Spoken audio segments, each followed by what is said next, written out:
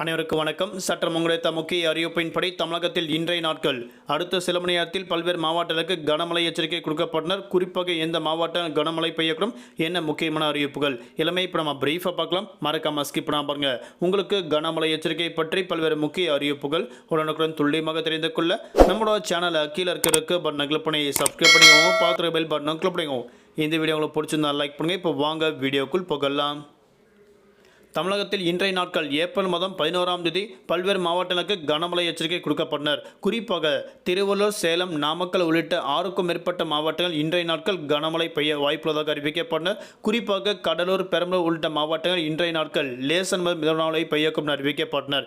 தமிழகத்தில் இன்று குறிப்பாக தமிழ்நாடு, புதுவை, காரைக்கால் பகுதியில் பல்வேறு மாவட்டங்களுக்கு இடியுடன் கனமழையும், குறிப்பிட்ட மாவட்டம் மட்டும் மிதமான மழை பெய்யக்கும் அறிவிக்கப்பட்டனர். குறிப்பாக தமிழகத்தில் பல்வேறு மாவட்டங்கள் இன்றைய நாட்கள் வெயிலின் தாக்கம் படிப்படியாக 2 முதல் 3 டிகிரி செல்சியஸ் அளவிற்கு கூடுதலாக இருக்கக்கூடும் அறிவிக்கப்பட்டனர். ஆகையால் மக்கள் அத்தியாவசிய தேவைகளுக்கு மட்டுமே வெளியே செல்ல வேண்டும் என தற்போது அறிவிக்கப்பட்டனர். இன்றைய நாட்கள் பொறுத்தவரை அதிகபட்சமாக திருவள்ளூர், சேலம், நாமக்கல், கள்ளக்குறிச்சி, கடலூர், பெரம்பலூர், சேலம் மட்டுமல்லாமல் அதனை சுற்றுவட்டார பகுதிகளுக்கு இன்றைய நாட்கள் கனமழை கொட்டித்திருக்கும் அறிவிக்கப்பட்டனர். இம்மாவட்டங்கள் தவிர்த்து பல்வேறு மாவட்டங்கள் வெயிலின் தாக்கம் படிப்படியாக 2 முதல் 3 டிகிரி செல்சியஸ் அளவிற்கு பதிவாகும் என தற்போது அறிவிக்கப்பட்டனர்.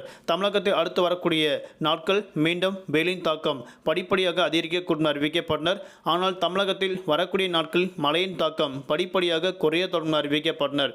ஏப்ரல் மாதம் பிறகு தமிழகத்தில் இயல்பை விட கூடுதலாக 2 முதல் 5 டிகிரி செல்சியஸ் அளவிற்கு வெயிலின் தாக்கம் பதிவாகும் என தற்போது முக்கிய எச்சரிக்கை ஒன்று கொடுக்கப்பட்டனர். தலைநகர் சென்னை பொறுத்தவரை வானம் பொதுவாக மேகமூட்டத்துடன் காணப்படும்.